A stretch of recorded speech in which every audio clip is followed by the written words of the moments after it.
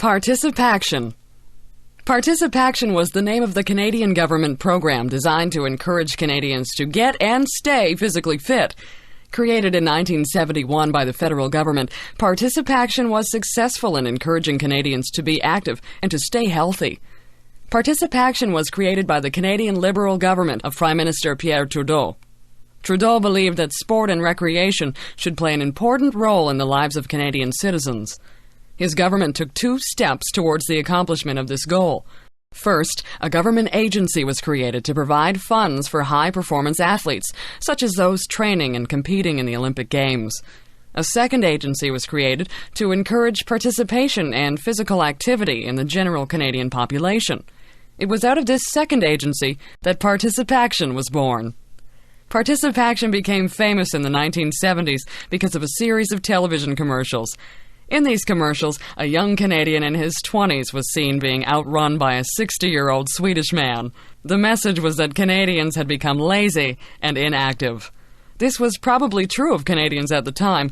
Physical fitness was not highly encouraged in schools, especially for women.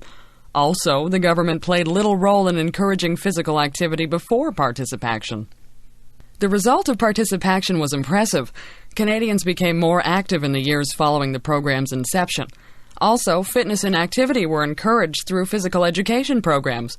ParticipACTION was seen as a positive program because it got Canadians active while reducing healthcare costs caused by inactivity and poor physical conditioning. Recently, ParticipACTION was terminated by the federal government because of a lack of funding.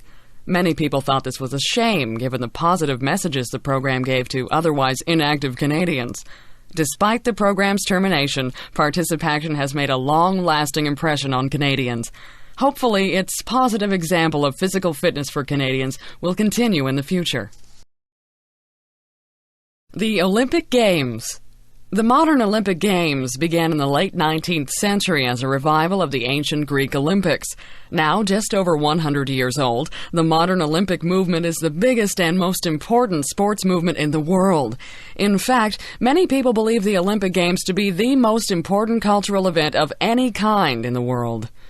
The modern Olympic Games were the brainchild of Frenchman Baron Pierre de Coubertin.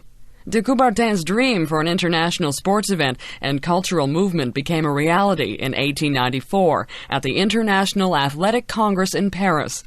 After the Games were constituted in 1894, the first Olympic Games was held in Athens, Greece in 1896 in recognition of the ancient Greek Olympic Games.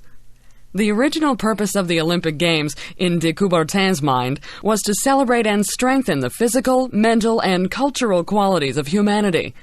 The Games would blend sport with culture, tradition, and education. The philosophy of Olympism is based on the joy of physical and mental effort and the respect for universal ethical principles. De Coubertin envisioned creating a more noble and sympathetic humanity through the Olympic movement. The sports events themselves de Coubertin modeled after the English public school sports system. He saw in upper-class English boys' sport the qualities of camaraderie, nobility, and honesty. Most importantly, however, was adherence to the rules of sport, in particular the rule that stated sport ought to be amateur in nature. De Coubertin believed participants should never participate in sport for the purpose of making money. To do so would contradict the underlying philosophy of sport. Breaking the amateur rule in de Coubertin's time was as serious a violation as taking drugs to enhance performances in today's world of sport. Over time, the Olympics grew to be the largest international festival of any kind. Today, debates exist as to the degree to which the modern games adhere to de Coubertin's original intent. On the one hand, Olympic sport is truly international in nature, as de Coubertin would have wanted it. On the other hand, it is doubtful that de Coubertin would have admired the existence of politics, commercialism, and drug use in sport. The Olympics have become truly international, but perhaps at a price. There is little question that the Olympic Games hold out the possibility for fulfilling de Coubertin's original goal of sport contributing to a better, more peaceful, and understanding world. Tiger Woods. One of the most dramatic moments in golf occurred on April 13, 1997.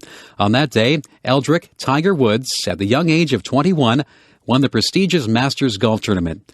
Not only was Woods the youngest ever to perform the feat, Woods' score of 270 set a record for the tournament. His victory was also seen by many as a symbolic victory over years of racism in the sport of golf and U.S. society in general. Woods' victory in 1997 came just 2 days after the 50th anniversary of the day American baseball players broke the color barrier in professional baseball.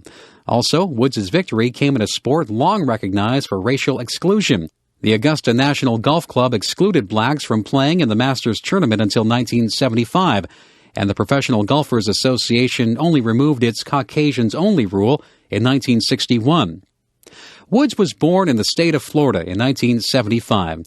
He rose to fame quickly, winning the U.S. Amateur Tournament from 1994 to 1996, National Collegiate Athletic Association Champion in 1996, and U.S. Junior Championship from 1991 to 1993. In the first year that Woods turned professional, it is estimated that over $650 million U.S. in extra revenue was generated in golf.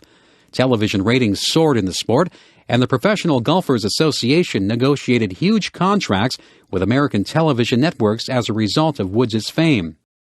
Woods has also negotiated record-breaking private sponsorship deals with major firms such as Nike, Buick, Titleist, American Express, and many others.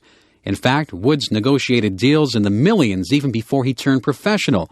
Truly an international sports celebrity, Woods sees himself as someone destined not only to be a great athlete, but also a person who will have some significant social or political impact on the world.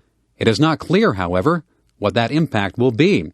But there is little question that he will be one of the, if not the, richest athletes in history. Woods is destined not just to be a multi-millionaire, but a billionaire. Heralded by some as the first black champion in a traditionally racially secluded sport, he has also been received more cautiously by those who see the limitations of using black sports stars as role models for youth. Only a tiny fraction of African Americans have even the remote chance of becoming sports stars in any sport, especially golf. The odds, in fact, are so small that there is a much greater chance of winning a lottery. However, by some accounts, as many as 80% of African American youth aspire to make a living from playing sports. Meanwhile, 45% of African American children live below the poverty line in the U.S.